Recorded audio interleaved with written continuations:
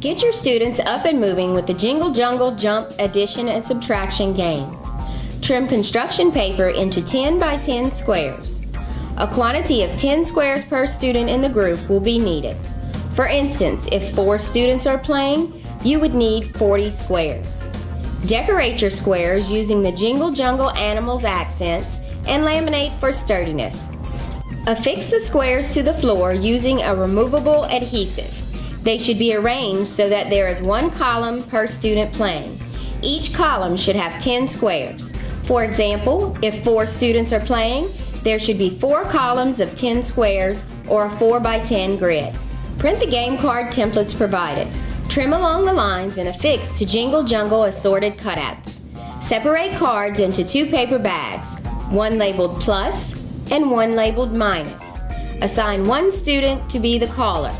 Choose another group of students to be the players. Each player begins by standing behind the first square in his row. The caller draws a card from the plus bag. The caller then asks the player in row 1 to move ahead the correct number of spaces, repeating the process for the student in row 2, then row 3, and so on. When back to the first player, the caller then draws from the minus bag and repeats the process by drawing cards from the minus bag for each player. When that round is finished, continue with player 1 by drawing from the plus bag and so on.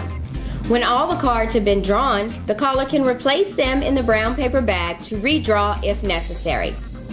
The player who gets to the end of his row first wins.